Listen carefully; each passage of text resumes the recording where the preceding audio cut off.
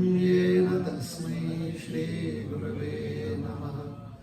श्री चैतन्यमनोभीष्टं स्थापितं येन भूतले स्वयं रूप कदा मह्यं ददाति स्वपदान्तिकम्।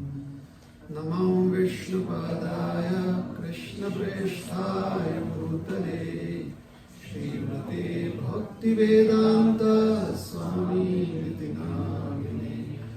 नमस्ते सरस्वती देवे गौरवाणी प्रचारिणे निर्विशेष शून्यवादी पाश्चात्य देशतारिणे।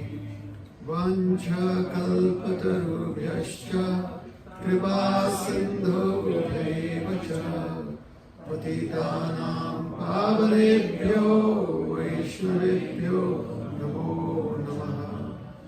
जय श्री कृष्ण चैतन्य प्रभु नित्यानंद श्री अद्वैत गदाधर शिवासादि गौर भक्तवृंद।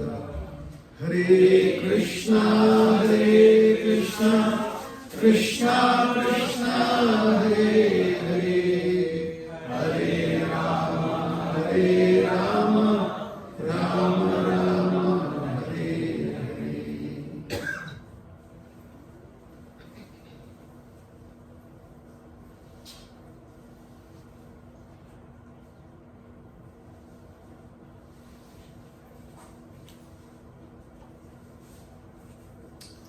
Hare Krishna.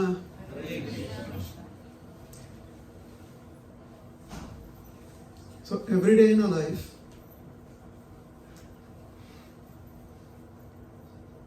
we are faced with two choices. One is the easy choice, and the other is the not so easy one. The easy choice is to be lazy in life. Like, I don't need to do much. If somebody else can provide for me, that is preferable. Isn't that the easy choice that we face every day? So how is your weekend going then?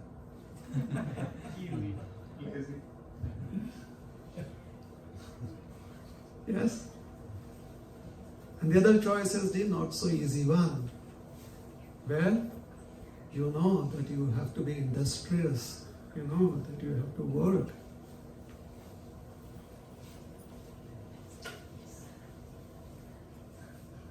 Just so that you can survive, you can make good in life. So according to the Vedic scriptures, the choice of wanting to be lazy, that is called as tamagun. Okay? Tamagun is where we, of our own free will, just don't want to do that which is good for us. Everyone knows that it is good to work out in the mornings, even on the weekends. Everyone knows that. But then you prefer to sleep in late.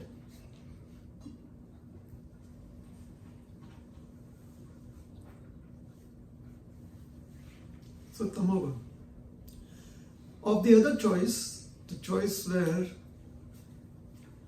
one knows that one has to work hard, not just to make ends meet, but to also have progress in life, be progressive in life, or being productive in life. That choice could be motivated in two ways. One is the motivation where you want to be unnecessarily cunning.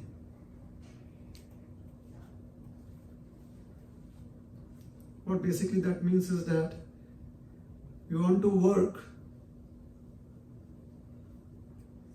and have benefits for yourselves, and you also want to see how you can be benefited at someone else's expense. That needs cunning. It needs cunningness, isn't it? So this desire is fueled by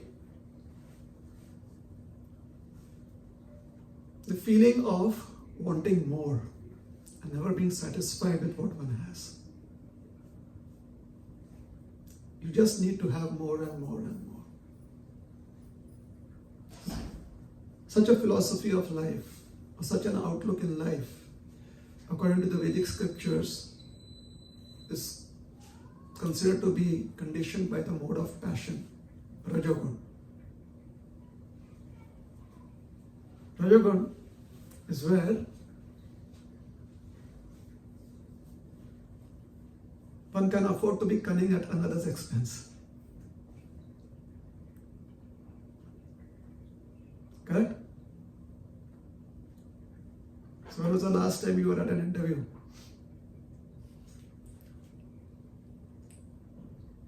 Looking for a new job opening. Was it just your resume that worked? Was it just your knowledge that worked? Or did you have to trick the person in front of you that you were the best match for the opening that they had? So you have to be cunning enough, clever enough. You may say, no, I wasn't cunning. Okay, clever enough, isn't it? To convince them, you have to market yourself. So marketing, the range is from, at one end is cleverness and the other extreme is cunningness. That's a marketing strategy, isn't it? From cleverness to cunningness. Rajagun, the mode of passion. And there is another option where you are okay. You accept the fact that no results is acceptable without putting in the necessary efforts. Because that is the knowledge which motivates you. The idea that if I have to receive in life, then I should be worth it. I should be worthy enough to receive benefits in life or to receive helpful results in life. So for that, you need serious knowledge of what your needs are and what could be the goal and purpose of your life. So that approach in life, where you work not just for fulfilling your basic desires in life, but you work because you feel that you are worthy enough of working. You were created, or you have the opportunity to perform and add value to this creation. Such a person, according to the Vedic scriptures, is influenced by the mode of goodness, or sattva guna. Therefore, the Vedic scriptures would essentially describe each of these three states of existences. Traigunya Vishaya Veda. So it describes these three existences, helping us be aware of what kind of choices that would be available to us at any given moment and every moment of life. It doesn't mean that just because they have idli, samosa and pizza, you don't take all of that on your plate. Just because they have all the three options doesn't mean that you should have on your plate sattva guna plus rajagun plus tamagun. No, just because that has been described. You see which is best for you. For example,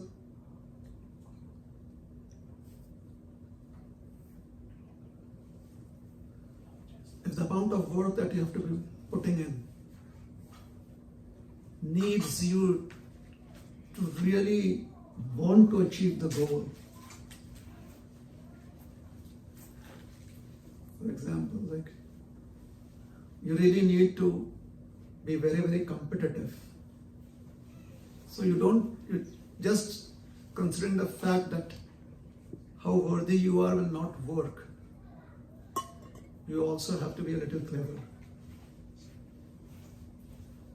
So you need Rajagun there.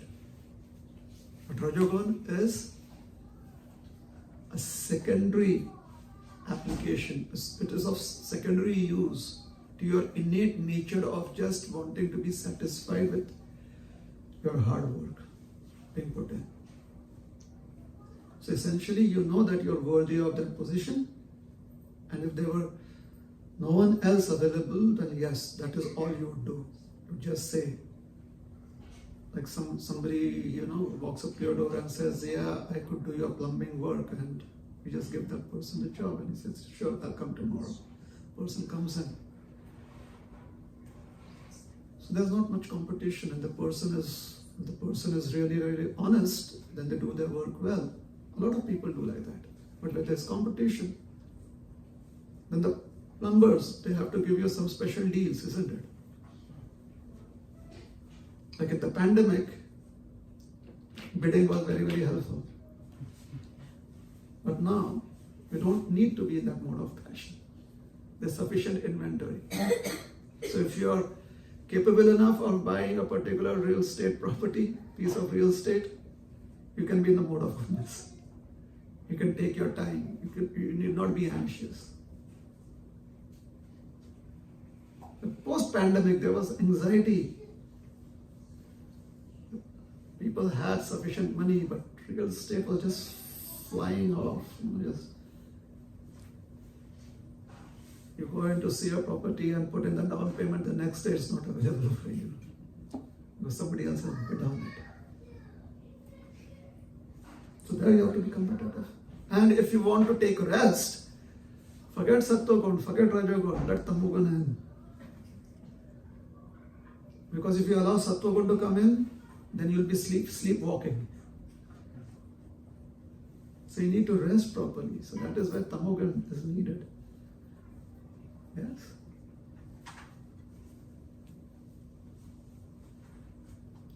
Especially if there's a conversation going on and you have to be in a conversation, Tamo-gun is helpful where you don't feel like you need to be in the conversation. So you can zone out. Like people do in front of the television. Or sometimes you do it in satsang programs during a pravachan.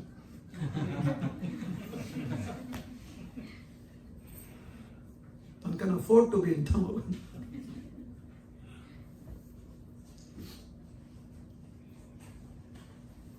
So it's helpful to know these three approaches in life.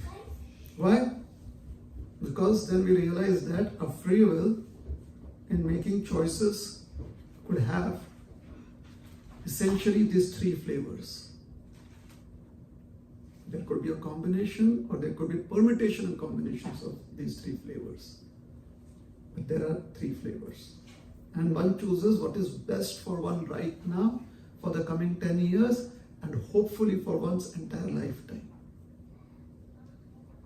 One makes choices accordingly.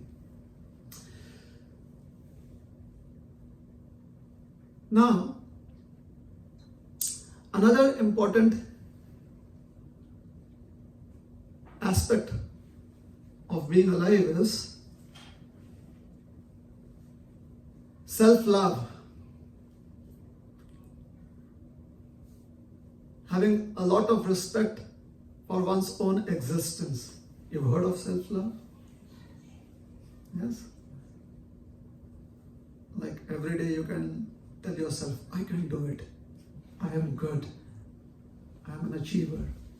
show self-love. If you don't, then you'll have to attend seminars, pay money to do that, or take counseling. But self-love, an illusion, can hurt you. For example,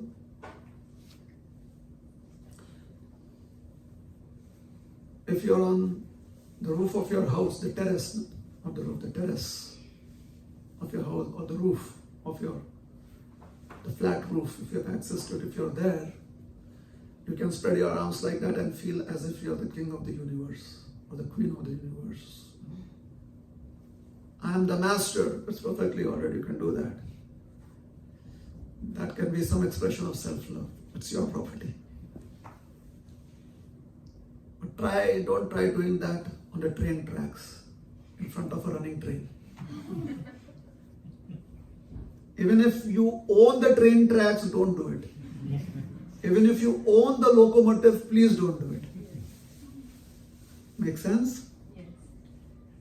Yes? So what is self-love? Self-love is the idea that I am good as who I am. And who am I? Typically it is the external framework that we consider our existence to be, like this body, that is who I am. So anything that is connected to the body, the clothes, my nails, eyebrows, hair, etc.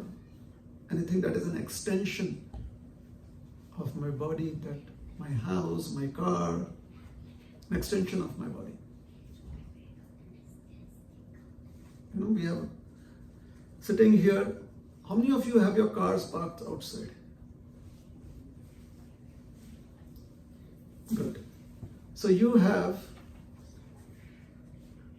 an invisible remote that connects you to that body, your body to that car. Because if you hear a noise outside, you'll be considered if it is your car that has suffered some damage. If there's a crash, most of you who have your cars parked outside would want to go and see if your car is all right. The others may just want to see what is the fun, what is the ruckus about. So the extension. Supposing you're out of town and there is there's hail that has come down in this part of the town where your house is, and you're out of town. So you'll maybe call up somebody in the neighborhood and ask them, how bad was it? And they would say, oh, some of the rooftops have gone. And you would ask that, could you please check upon my roof? Is it okay? And if it is your neighbor and the neighbor says, hey, your roof is all right, but my roof's gone. First emotion that you'll have is the emotion of relief. You won't feel bad. That will come afterwards. Feeling sad would come afterwards. Feeling of empathy would come after the feeling of relief. At least my roof is safe. And then we'd empathize with the neighbor. I'm so sorry about your roof. And despite that, just to be sure, we know that this person we may feel very awkward, but still, we'd like to ask the neighbor to go and check up on our roof once again to confirm. The poor person has a broken roof.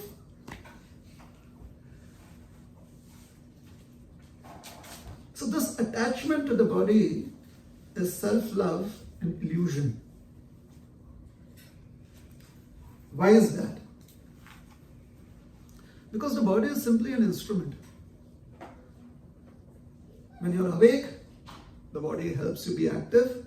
When you're asleep, the body makes you feel relaxed.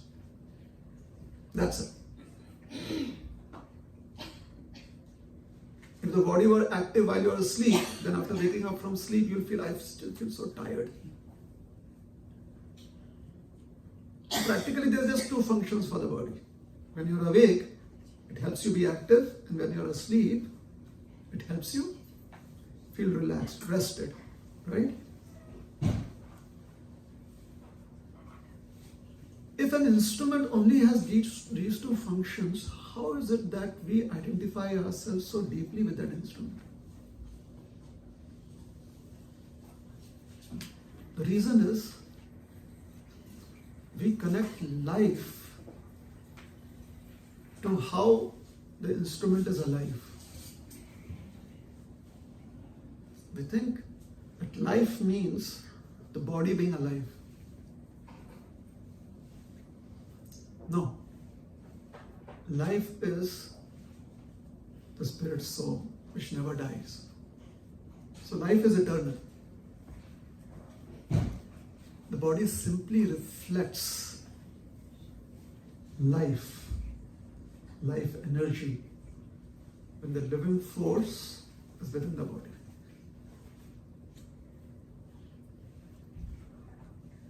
And unfortunately, this reflection does not stay constant. It does not stay ever fresh. This reflection of the living force within the body, it has its phases.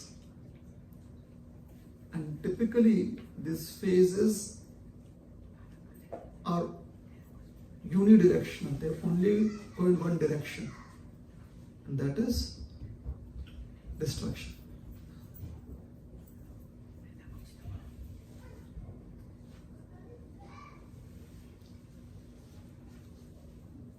In Vedic tradition,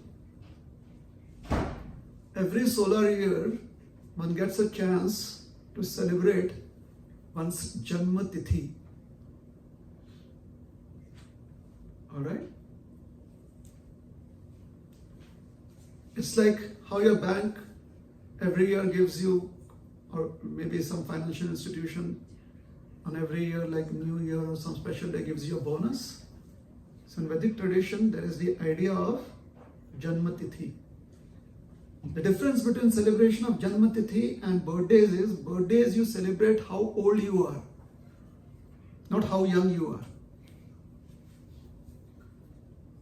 What do you celebrate on birthdays? I've gotten older. Now for the first 30 years of life or 40 years of life, you're okay with it. In fact, you may be happy about it. But post 50, you wish that being old was not as bad. But there's no stopping it. Right? Because that is how life, the life force, the living force, when it is reflected through the body, that is how it phases out of the body.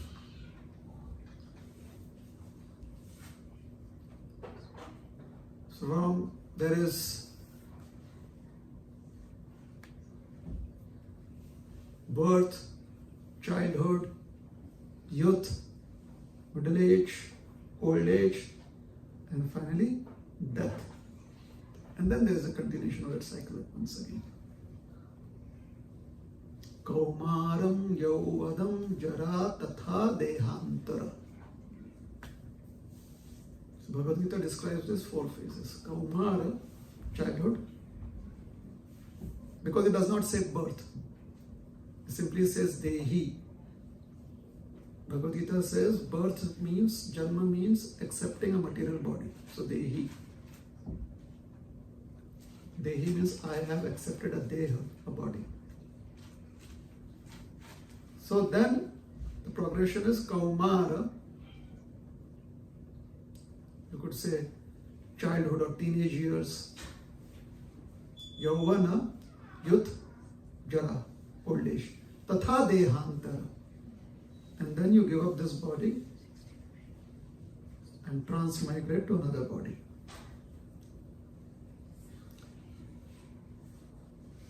So if I were to hand you a gadget, just a proposal. This is a wonderful gadget that we come up with, and this particular gadget makes you grow older and ultimately die. How would you feel? What would you feel about this gadget?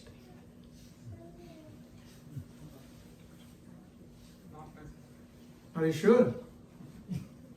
I mean, well, the gadget will allow you to take some rides, allow you to go on vacation to some islands, across oceans, on cruises.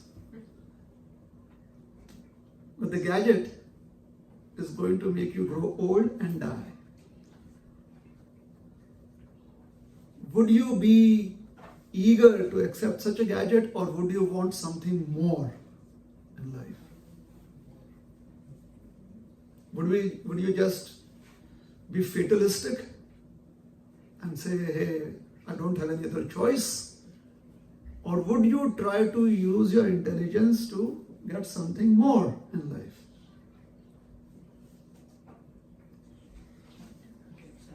Anyone who would be okay just with having a gadget like this? Should I give? I have the prototype of that. Any buyers? But what if I say that maybe there is something more? Would you be eager to know what it is? So the gadget is his body. It allows you to have some fun in life. But basically, it makes you experience growing old and ultimately death.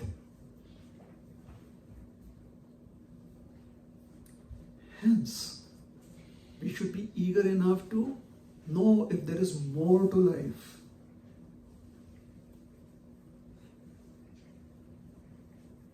Does life simply mean living with this gadget, which makes us go through only these experiences of growing old and ultimately death? Or should we try and look for something more?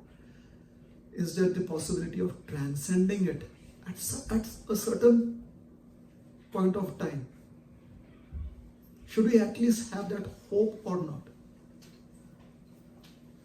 Even science, material science has that hope. They're trying to put in so much energy into researching, is it possible to extend life, and not just life, extend life with a good quality of life, good quality of living. Like at 80 years, can you still feel as energetic as a 40-year-old? Can you extend your life till 150 years, 200? There's a lot of research going on about it. Because there are certain unicellular organisms that practically appear to be immortal. Or at least that is what the scientists tell us. And the data is there and we can do research on it. It is not that I'm saying they're faking it, but the data is there. So can multicellular organisms achieve that position?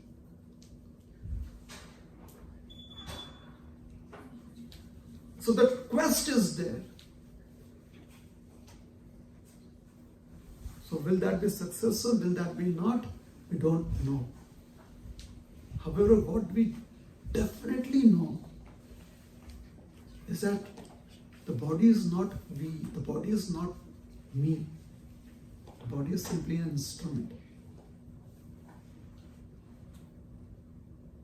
Because if I were the body, then how is it that I identify myself as being different from the various limbs of this body? It's very clear. If I were to be observing myself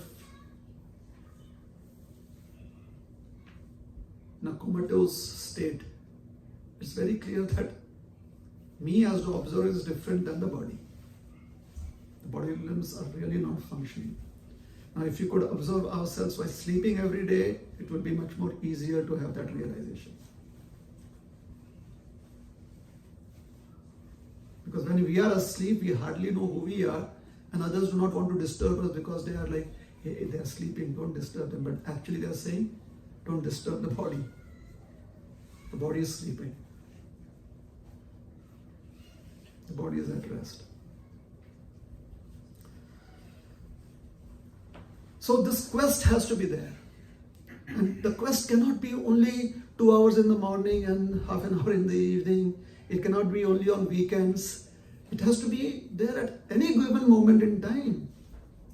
Whenever you have a moment to spare, it should not be just about what is the football score, the cricket score, or where is the stock market right now, where is my, is it time to pick up my son, daughter, etc. It should not only be about that.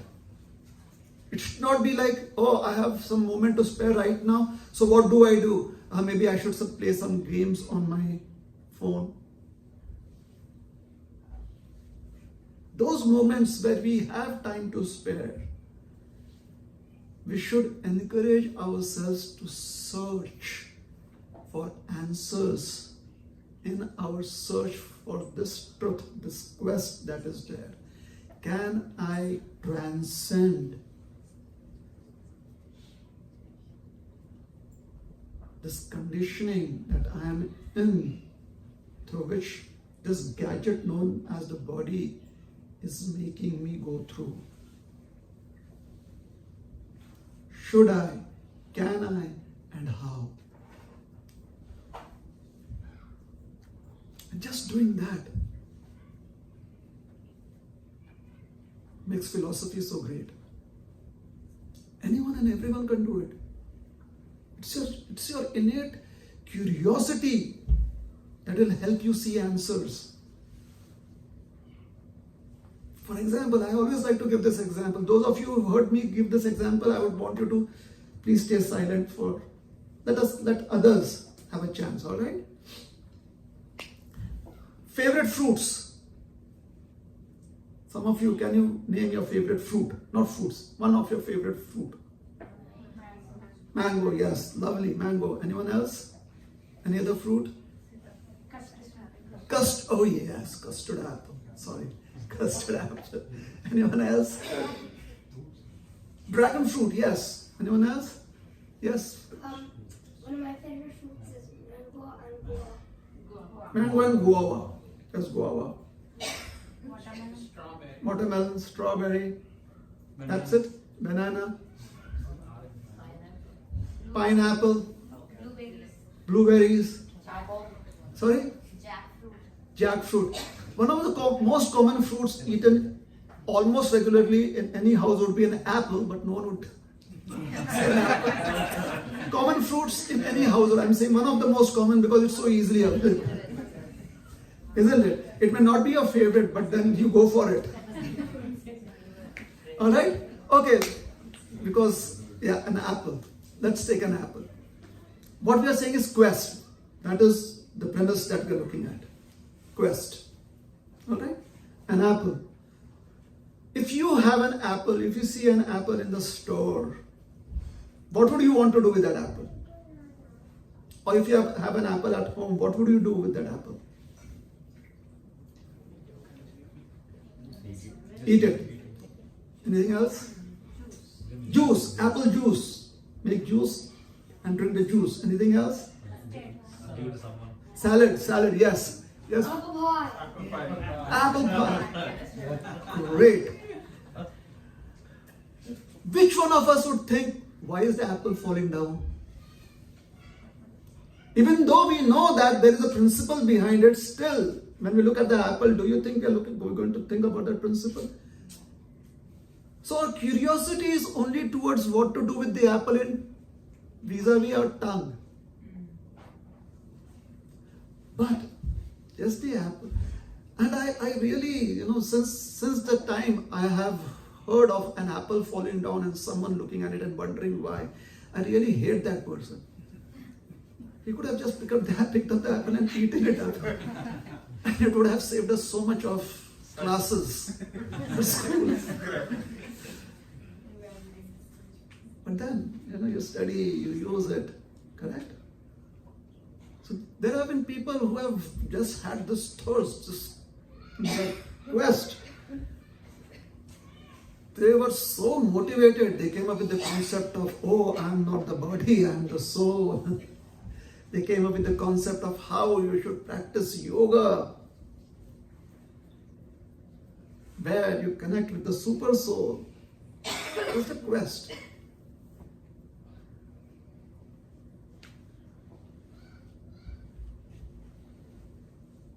So he comes with it. So what is this apple falling down? Sir Isaac Newton. And it's not just that. He also wonders about how is it that this principle has been working in nature since time immemorial, since the time of creation. Therefore, they start wondering as to how did this universe form. And they come up with so many theories. And then they start wondering, where are the ingredients for such theories to be fulfilled coming from?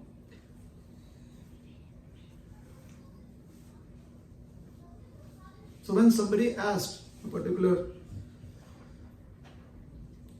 thinker, a philosopher, a scientist who did not believe in many of the worldly, the revealed scriptures in the world that we know of, who did not believe in it, they asked him that, so what do you think about your belief in God? Because they knew that he did not believe in God.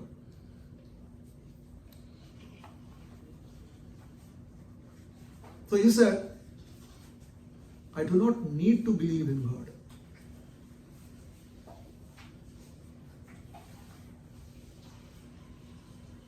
So what should we do? Because we consider ourselves to be believers in God. What should we do with him? And his perspective. He said, I do not need to believe in God. I know there is God. I don't need to believe in him. The idea being that I don't need to assume the existence of God. I know there is an existence of God, because for him God is that existence that comes up with this interesting blueprint of a universe, and all that can be revealed at certain intervals of time.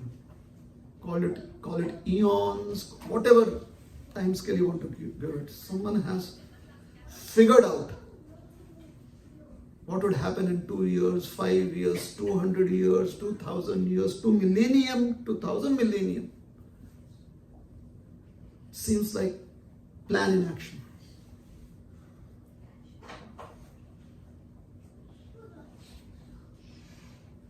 So this innate curiosity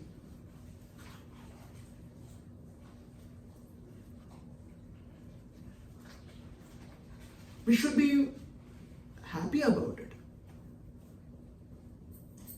We should try and let this curiosity, let it be engaged, let it flourish and find answers. If you don't do that, then in the words of a famous personality, the consequences are very well predicted. If we don't try and let our curiosity flourish and find answers.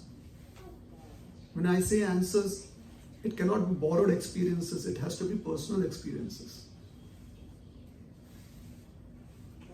You can always say that I feel very, very proud that my child has gotten a very good job, or let's say has graduated. Now that is your experience of your child graduating, but you have no idea what it took for the child to graduate. You only know what it took you to assist your child to graduate. But you have absolutely no experience of what it took your child to graduate.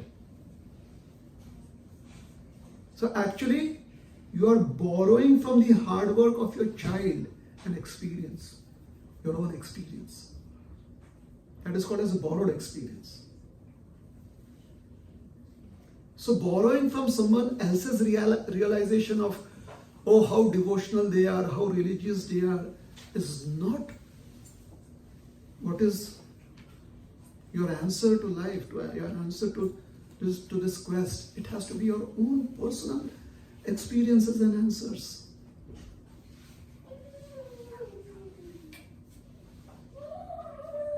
A simple thing like water tastes differently It is an individual taste to every individual person.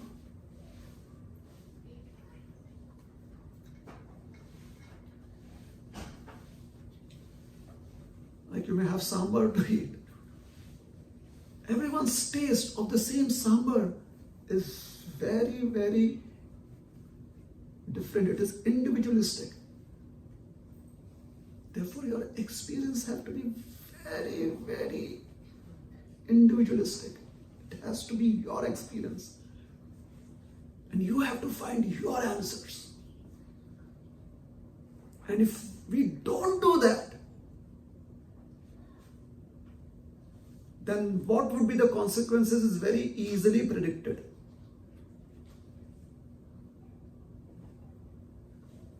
And this is what a famous personality expressed about that state of existence. So there's a prayer by a powerful king who was also a saint at heart.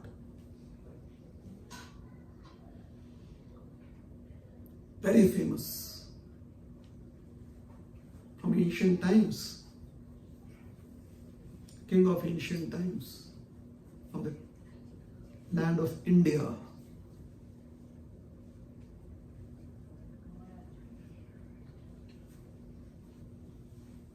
Maybe, if I'm not wrong, it was a Pandya king, Pandya Desh. Kulashekar Maharaj.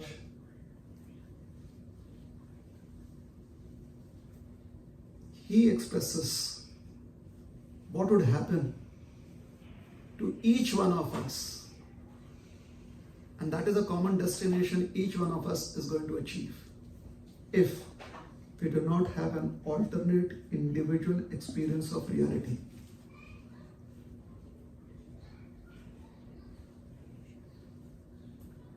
Idam shariram parinama peshalam patatyavashyam shatashandhi jarjaram kimaushadham pritchasi mooda durmate niramayam krishna rasayanam piba.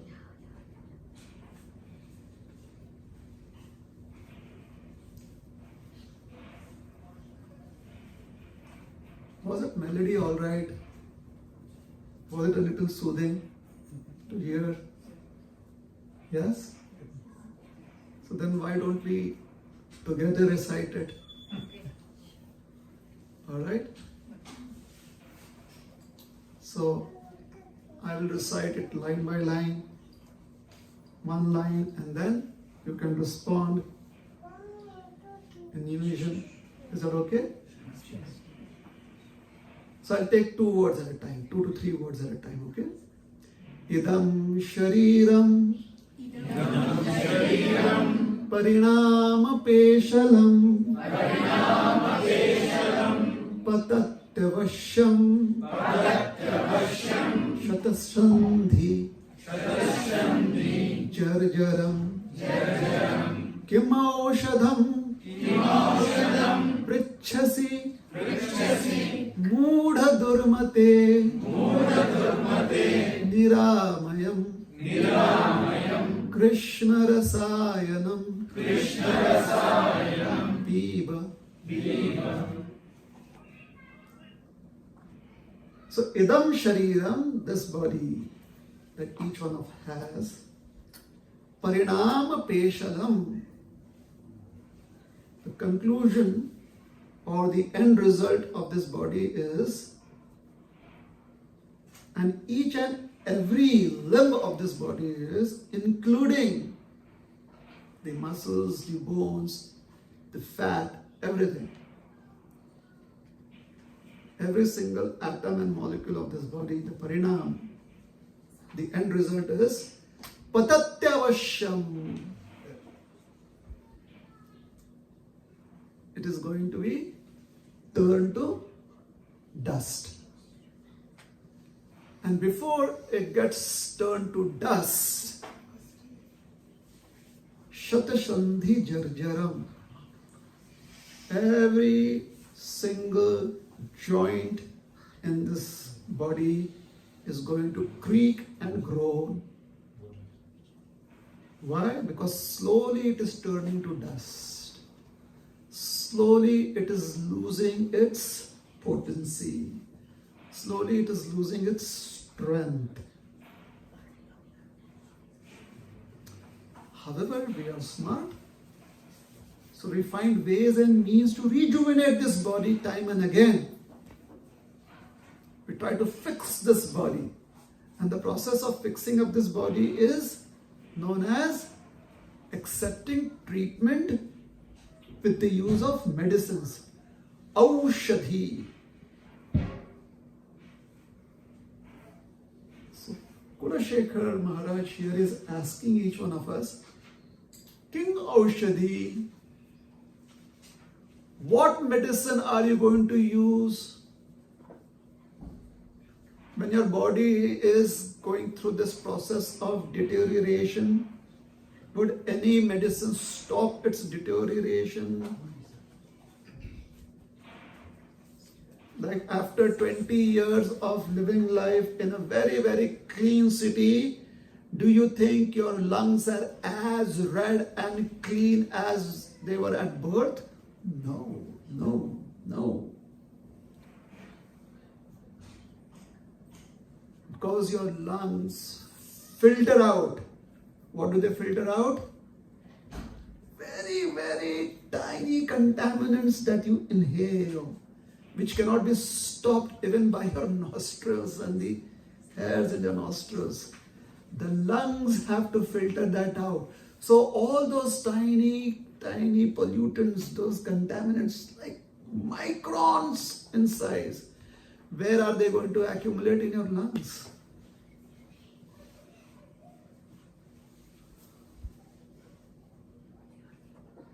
And because they accumulate in your lungs, slowly over the period of time, your lung capacity will decrease.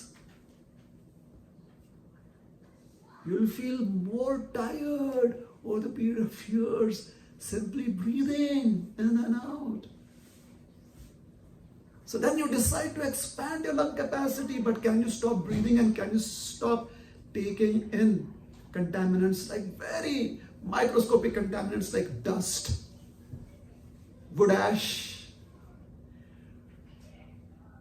dried up leaf particles which are very, very small and they have spread all over the atmosphere, small hair particles that are spread all over the bodies of various organisms that are turning to dust and merging with the earth, the soil. No. So deterioration is happening and there is no medicine that can stop it. The use of medicine is only helpful to prevent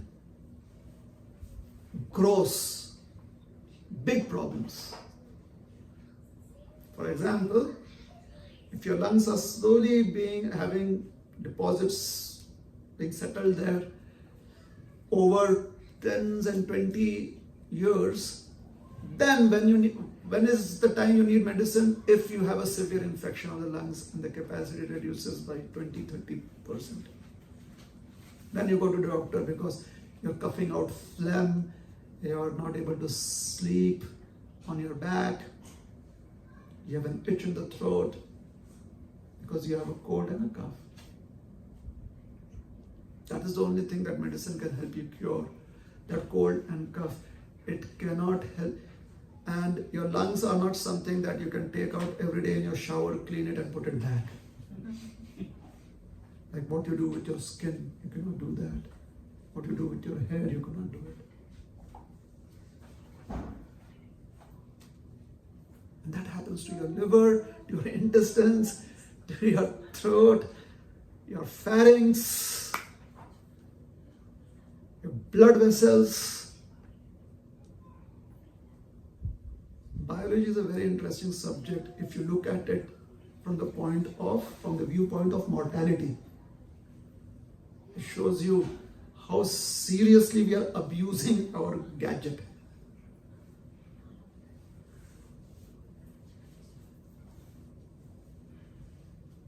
And the only thing that we can manage are the macroscopic things that are manageable. The microscopic level, there's wear and tear, collagen. So much is happening. So, patatyavashyam shatasandhi jarjaram. And we may not hear it croaking. We may not hear it groaning. But every single year, teenage years, youthful years, middle-age years, there are certain blood vessels that are creaking and groaning, but you are not able to hear it. The capillaries are creaking and groaning, but you are not able to hear it.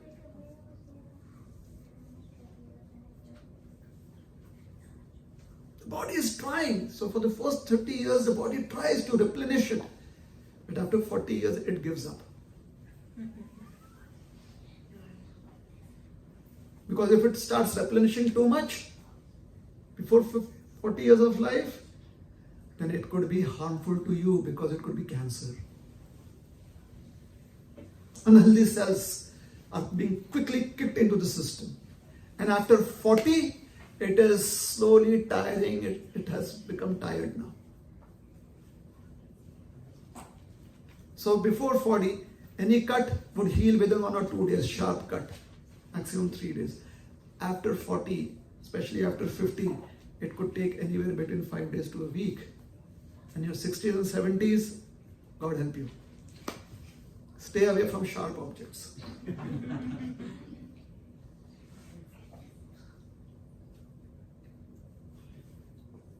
So, kim aushadhi prichhasi?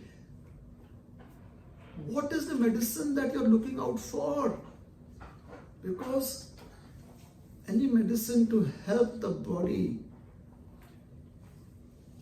reverse this flow, this unidirectional flow towards its end point of complete destruction and death. Any medicine that can help do it is totally an illusion. There's none that can do it. Hence,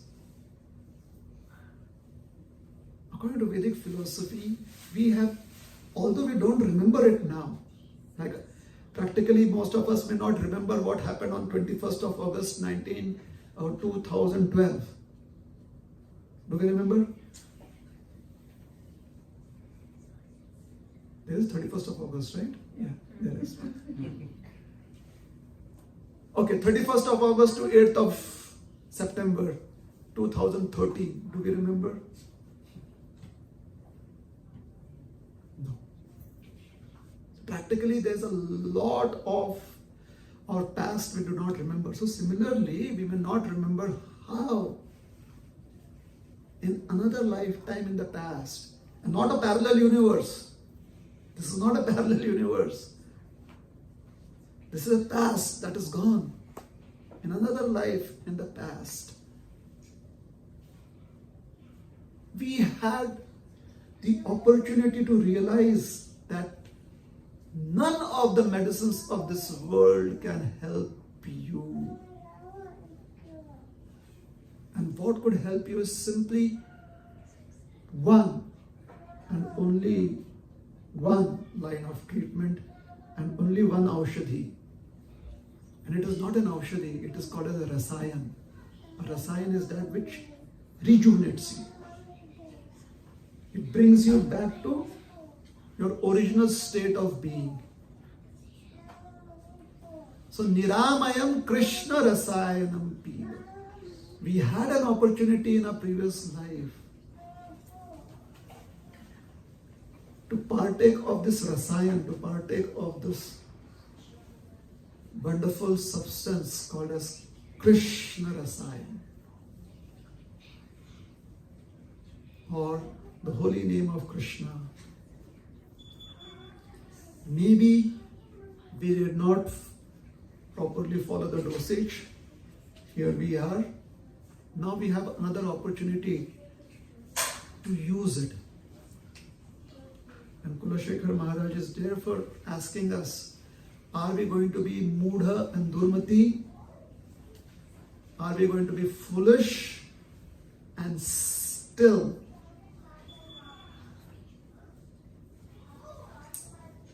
depending upon a faulty intelligence, Durmati?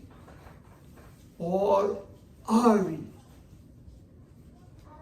going to put our trust in Krishna Rasaya?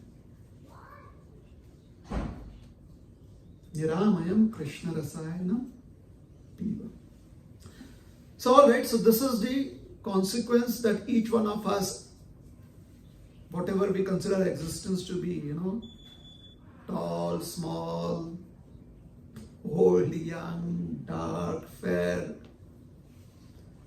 male, female, etc., etc., whatever we may consider our existence to be, the end of each one of us in such existences is going to be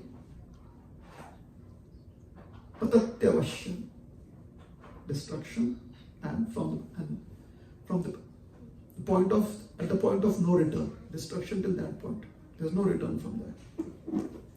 Or we could use our time, whatever free time we have, to meditate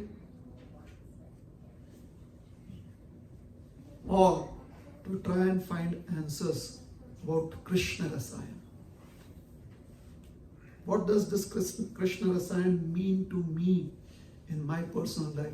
It was very good for my grandmother, for my grandfather, because they're always chanting Hare Krishna, etc., etc., blah, blah, blah, blah, blah.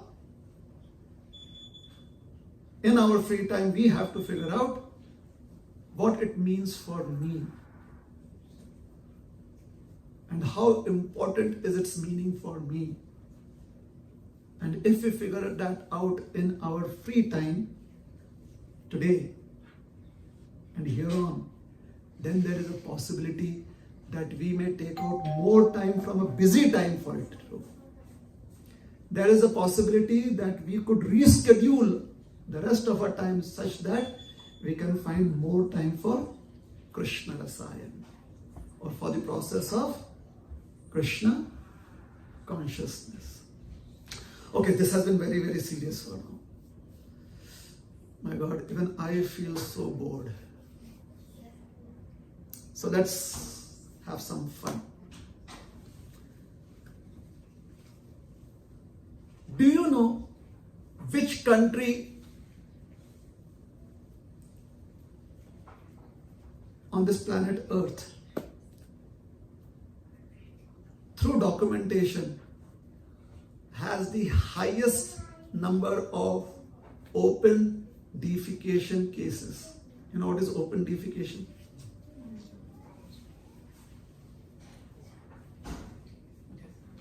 You know what is open defecation? Open defecation is when you go and in public places, you relieve yourself, not of your backpack, and you relieve the contents of your intestine. Isn't it? Do you know which country? And I will assure you it is not India. Africa. That's a continent.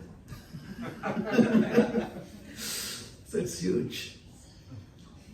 You'd want to do a Google search on the United States. I'm not saying it could be having the largest numbers, but you would like to do a Google search on the United States. And if you're surprised, good enough. Next time be careful when you're out in the open. So I wanted to introduce this topic of open defecation because my story is about open defecation. So in the good old days, where you did not have toilets and latrines and things like that, people relieved themselves in open fields. Okay? So the person in a story has eaten a lot of pizza, like really tasty pizza.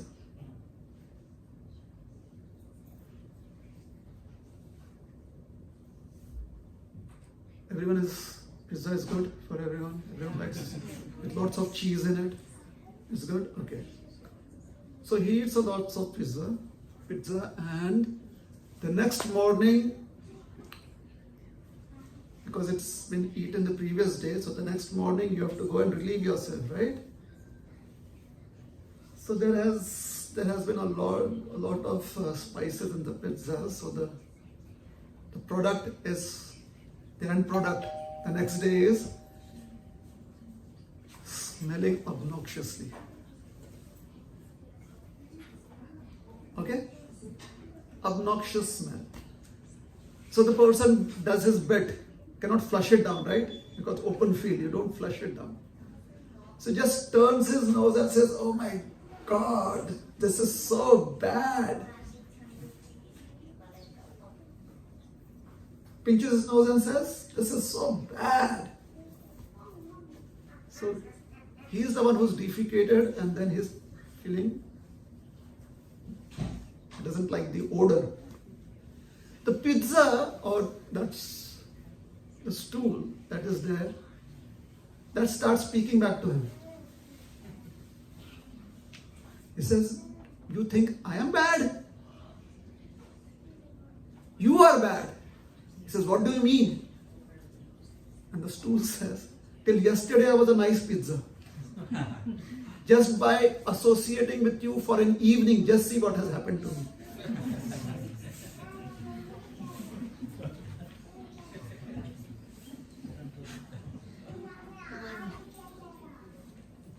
So if the body is not properly used, then by the natural laws of nature, the body is only going to produce obnoxious products. So we have to make healthy use of the body. And according to this verse that we spoke about,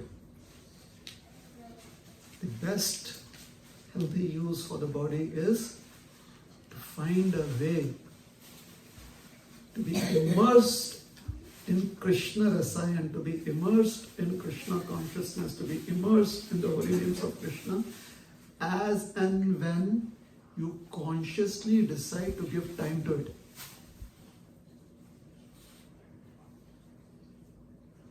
If you do it unconsciously, it is better than not doing it, but it's not going to give you the best results. Right? Any effort that you put your time in, if you're not consciously putting yourself into that effort, you won't get the best result out of it.